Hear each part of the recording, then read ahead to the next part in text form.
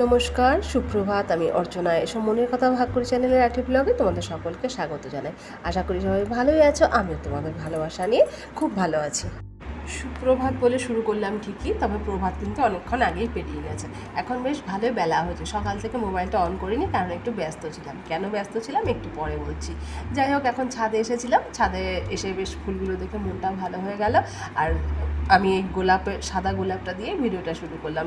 গোলাপটা কিছুদিন আগে গাছটা লাগিয়েছিলাম, বেশ এর মধ্যেই বেশ ভালোই ফুল হচ্ছে।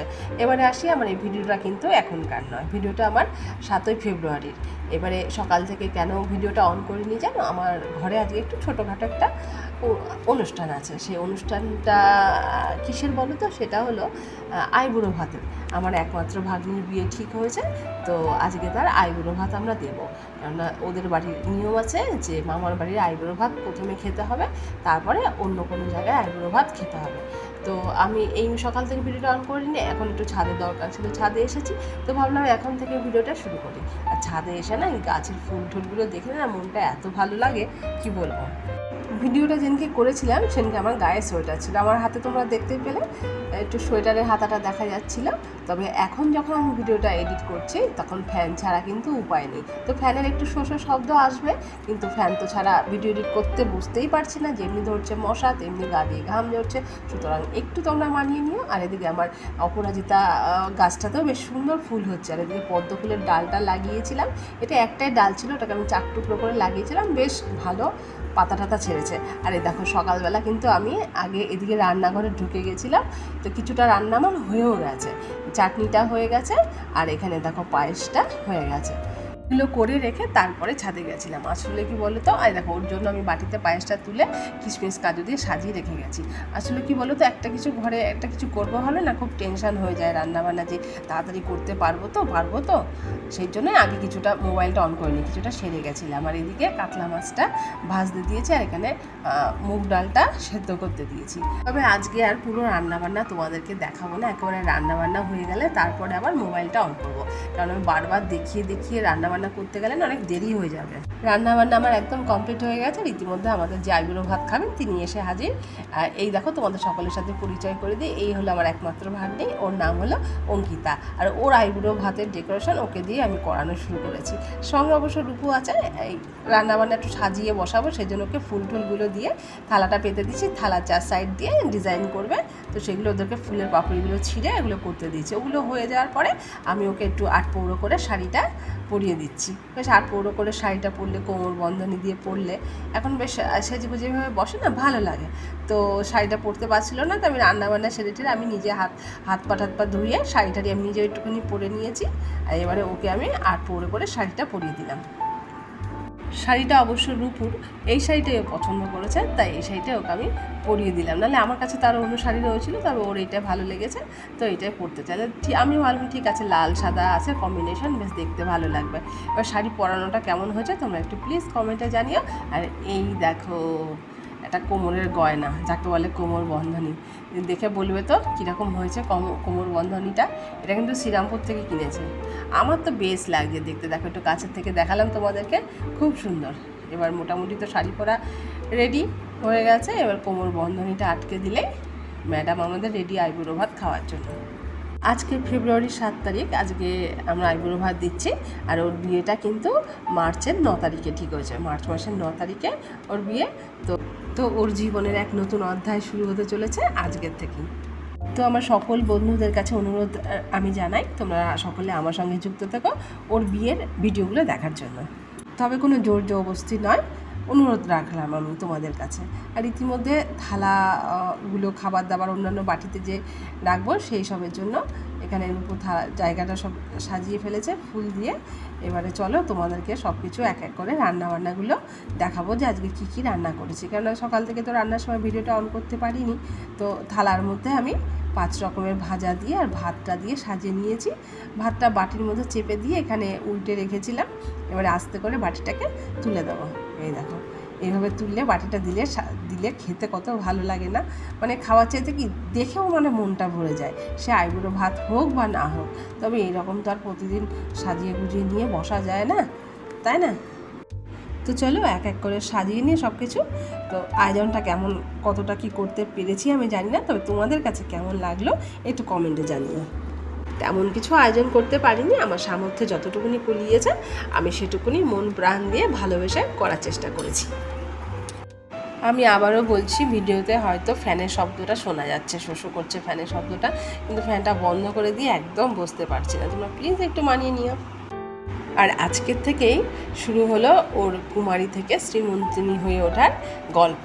তো চলো তাড়াতাড়ি খাবারগুলো এখন বেড়ে নিই, মানে বাড়া তো হয়ে গেছে, ঠিক ঠিক করে তাড়াতাড়ি করে সাজিয়ে ওকে বসাই, কেননা বেলা বাড়ছে। তো প্রদীপ টদীপ সবই আমার জ্বালানো হয়ে গেছে, ধান দ্রব্য শাড়ি ঠাড়ি যতটুকুনি আমি পেরেছি ওকে একটুখানি উপহার দেওয়ার সমস্ত কিছু আমি জোগাড় করে ফেলেছি।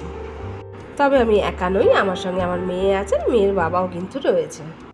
চলো তাহলে কী কী রান্না করেছি তোমাদের দেখিয়ে দিই। এখানে এখানে ভাত রেখেছি, ভাতের সঙ্গে আলু ভাজা, কুমড়ো ভাজা, বেগুনি, বিনস ভাজা আর মাছ ভাজা, 5 রকমের ভাজা দিয়ে দিলাম। আর এটা ভেজ ডাল, এটা মাছের মাথা দিয়ে বাঁধাকপি, যেটা স্পেশালভাবে খেতে চেয়েছে, আর এটা কাতলার ঝাল, আর এখানে রয়েছে চিংড়ি মাছের মালাইকারি, এটা কিন্তু খুব পছন্দের জিনিস। আর এখানে আছে চাটনি, টমেটো, আমসত্ত্ব, খেজুর দিয়ে, আর ওখানে পাঁপড়, পায়েস, আর এখানে একটা বাদাম সন্দেশ, আর একটা অন্য রকমের সন্দেশ রেখেছি। বাদাম সন্দেশও খেতে খুব পছন্দ করে, তাই বাদাম সন্দেশটা রাখা হয়েছে।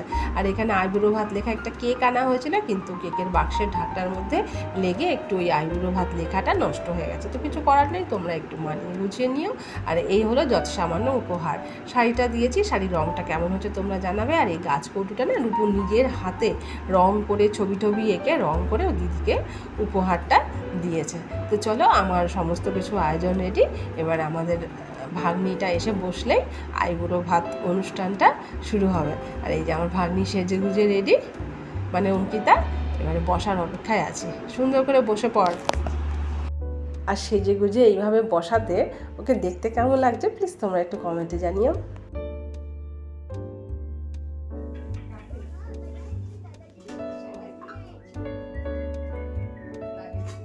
দেখো মেজা পিচ্ছি দেখো।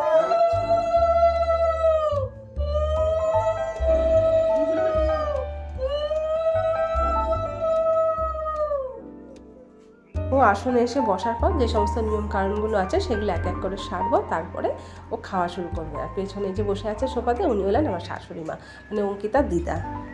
আর আমার ছেলে আবার দায়িত্ব নিয়েছে ভিডিও কলে সবাইকে দেখাচ্ছে যে অঙ্কিতা দিদির আইবুড়ো ভাত হচ্ছে।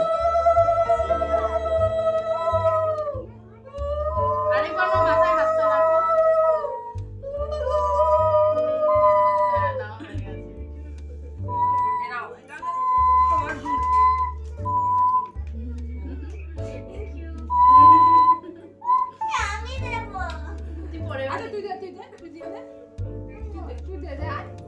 দেবো।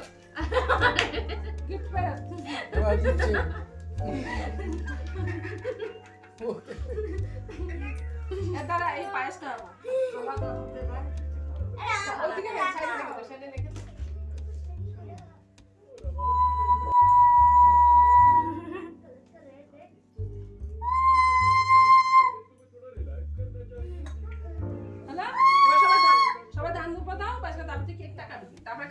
তারপর খাবার কেকটা দেখো।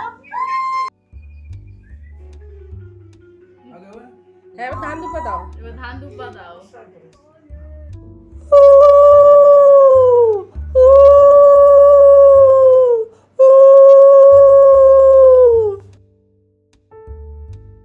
ইনি হলেন আমার কর্তা, মানে অঙ্কিতার মামা। উনি আশীর্বাদ করে পায়েসটা খাওয়াচ্ছে। আর আমার ছেলের অবস্থা দেখেছো, সমানে জোকার দিয়ে যাচ্ছে।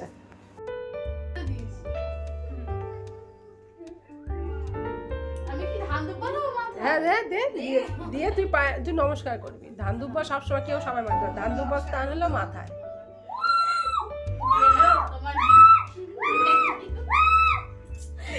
এবার কি করবো, পায়েস খাওয়াবো? পায়েসটা খাওয়া।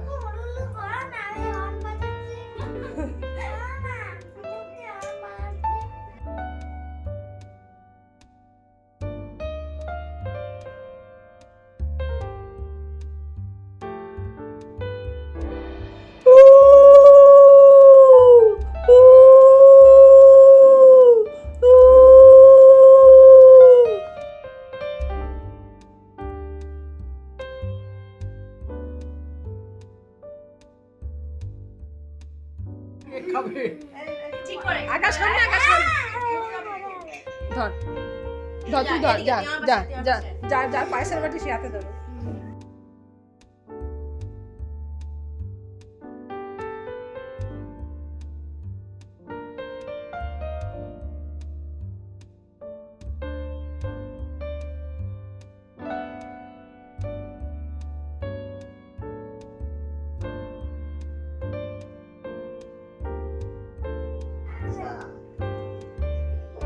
আর দিচ্ছি না, দেখি আমি খেতে পারবো না। আর দিস না পরে এটা ও পুরো এখন খেয়ে নেবে।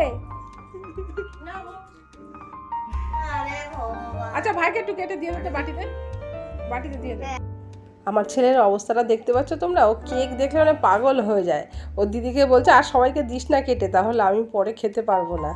মানে ও পারে তো পুরো কেকটাও এক্ষুনি খেয়ে নেয়, ভাত ঠাত খাবে না, এসব খাওয়ার বেলায় ওস্তাদ। নিয়মকানুন যা করার তো হয়ে গেছে, কেকও কাটা হয়ে গেল। এবারে মামা মামি বসেছে ভাগ্নির সঙ্গে একটু ছবি তুলতে, আমি একটু ভিডিও করলাম।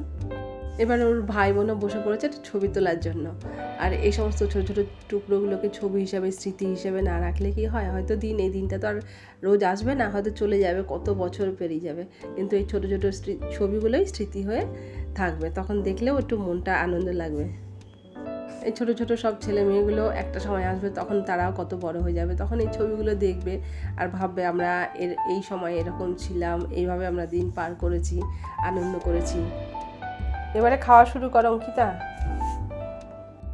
আমি যতদূর জানি যে আইবুড়ো ভাত খেতে বসলে নাকি একবারে সমস্ত কিছু বেড়ে দিয়ে দিতে হয়, ওখান থেকে আর কমানো যাবে না কিংবা যাচাইও করা যাবে না।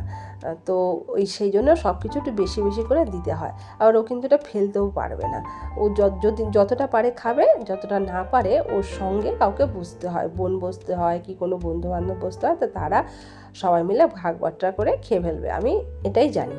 তো ওকে আমি সেভাবে দিয়েছি। এবারে রূপু ওর সাথে বসবে, বসে ওরা দুজনে ভাগ বাট্টা করে, না পারলে সেটা ভাগ বাট্টা করে খেয়ে নেবে। তাহলে আজকের মতন আমার ভিডিওটা এখানে শেষ করছি। তোমরা সবাই ভালো থেকো, সুস্থ থেকো, সাবধানে থেকো, সবাই নিজের খেয়াল রেখো। আর ভিডিও ভালো লাগলে প্লিজ একটা লাইক শেয়ার কমেন্ট করতে ভুলো না। আজকের মতন আসি, টাটা, দেখা হবে আবার পরের ভিডিওতে। সবাই ভালো থেকো।